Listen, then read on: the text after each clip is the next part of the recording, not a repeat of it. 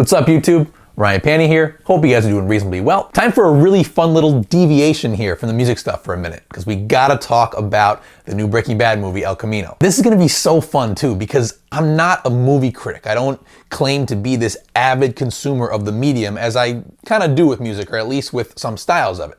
So I get to kind of just free associate here and share my raw thoughts just as a massive Breaking Bad fan. I will say though, I actually hold an extremely unpopular opinion about Breaking Bad, the show.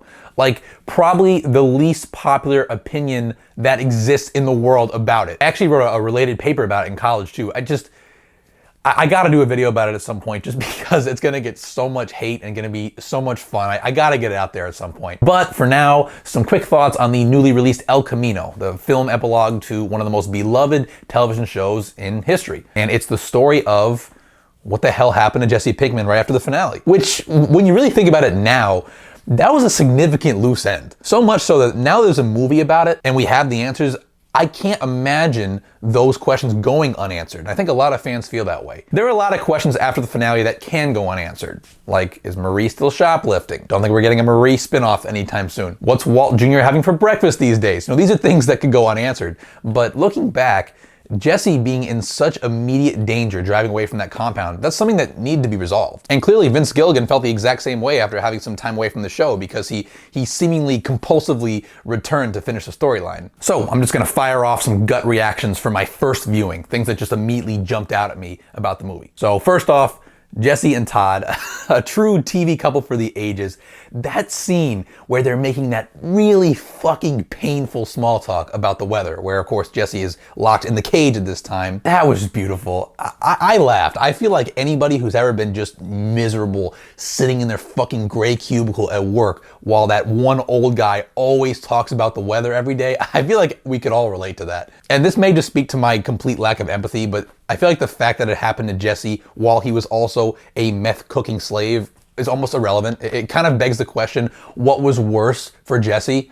That small talk that he had to make with Todd, or actually being tortured? But kidding aside, Jesse Plemons is amazing in that scene, and he's amazing throughout the film. He really earns the distinct honor that is bestowed upon him here of having the most screen time by far of any of the reprised characters. And in particular, that sequence where Jesse and Todd dispose of the clean lady's body, I really thought that brought back some of the black comedy element of Breaking Bad. There's that moment where they're burying her and Todd just looks at Jesse and goes, "You want to say a few words?" The comedic timing there was unbelievable. One thing I was definitely concerned with going into this film was that Vince Gilligan would overuse flashbacks and undermine the actual advancement of Jesse's story. As a storyteller, when you have the luxury of being able to time jump and have the context already known by your audience, you gotta be really careful not to abuse that or use it as a crutch. And I actually think that Better Call Saul faces the exact same dilemma, especially heading into this next season. But I thought the delicate balance of past and present here was impeccable. In terms of characters here, I really wanted Jesse's younger brother to return. I think it would have been a real enriching asset to the story, but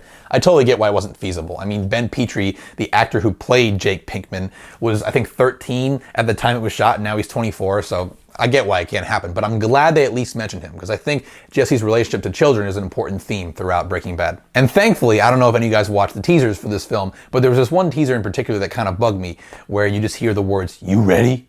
And then Jesse looks on with a certain degree of zen and contentment and just goes, "Yeah." And it just seemed like ostensibly it seemed like a teaser for a scene between Jesse and Ed, the disappearer, where he kind of starts his new life, and that's obviously the direction that a lot of people predicted this movie would go in. So it was just such a relief that when that scene actually came, it was a totally different context. And in full context, the fact that Jesse is so zen in that moment where he's about to duel for his life really speaks to the fact that at its core, this is truly a film about someone with nothing to lose. And I mean nothing. And Aaron Paul's just desperation-riddled performance, just such a wonderful job of conveying that. Because think back to Breaking Bad, Walter White did have something to lose. It may not have seemed like it, but he did. He had a family. He had a brother-in-law in harm's way. He had a son. He had a reputation which he was concerned with. Jesse, on the other hand, in El Camino, actually has this much to lose, and he truly behaves that way with that kind of perverse courage that comes about from such a desperate mindset. And I think that if there's one key compliment I would give to Aaron Paul here, is that he shows what true desperation looks like. Okay, this is probably my most important point here. If I wanted you to have one takeaway from this video, it's this. I really, really, really love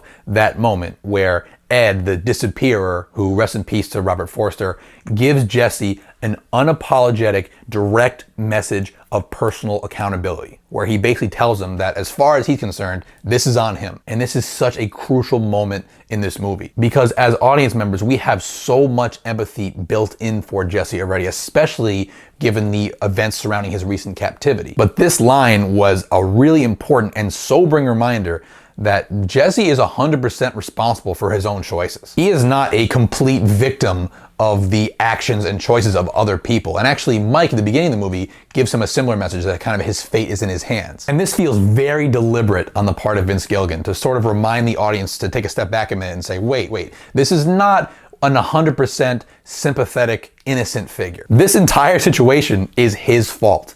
He is accountable for his situation, and we want to see him get out.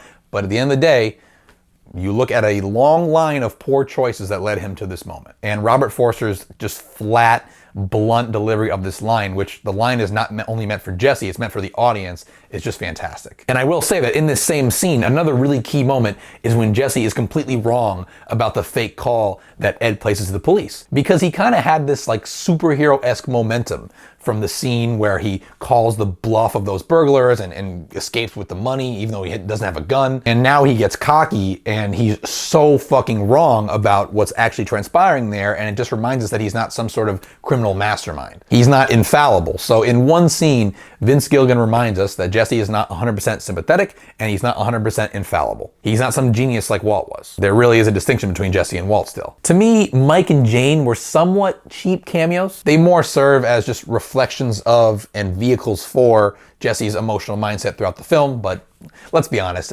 we can't sit here and pretend that this movie is not partly concerned with fan service. It just is. That'd be naive. Although I really like how both Mike and Walt in their cameos play that same surrogate father role to Jesse, because it reminds us that he's still basically just this young kid who's in need of guidance, and that's partly how Walt was able to manipulate him so severely. And it's also why he got so close to Mike. And of course, in the Walt scene, Vince Gilligan couldn't resist and gave us one more good yeah bitch for old time's sake when Jesse's loading up on food at the buffet. And I will say just that the existence of this movie makes perfect sense, because in my opinion, the finale, which I wasn't actually in love with like a lot of fans were, the finale really was about Walt's story being tied up. And one of my issues with the finale was, as a result of it being about Walt's story being tied up, Jesse got very little screen time. And he got very little screen time despite the fact that at this point in the Breaking Bad story, the two were pretty much equal narrative-wise, even though it was ultimately still Walt's story. So not only does El Camino sort of tip the scales even again for Walt and Jesse, but it also serves to fill in some of those holes in Jesse's plot in the latter half of season 5 that were just a natural result of the story moving at such hyperspeed. So this is an entertaining epilogue, sure, but it's also an integral ingredient to the Breaking Bad story as a whole. I would not say this is a standalone movie. It really does directly involve itself in this TV series in numerous ways. So I'd push back a bit on any fans or critics who are saying that this is purely fan service or that it's just kind of a bonus for people who love the show. It's pretty integral to not only the Breaking Bad story, but tying up that story. And like I said at the beginning of the video, it's the kind of thing where once it arrives, we can't imagine the conclusion of the story without it. Looking back, what the hell happened to him as he drove away in that car? Like, no one knew and we were all cool with that? And I figure anyone who's watching this has already seen El Camino, so what'd you guys think of it? Did it live up to your expectations? Did it fall short? Let me know in the comments. And as always, thank you so much for watching, guys. If you enjoyed this video and are not yet subscribed to my channel, please consider doing so by clicking right over here, as well as checking out any of the other content that I publish here on a weekly basis. Really appreciate you watching, liking, disliking, interacting, just engaging in any fashion. Twitter, Instagram handle @RyanPandaMusic. Again, thank you so much for watching, guys, and I will see you soon.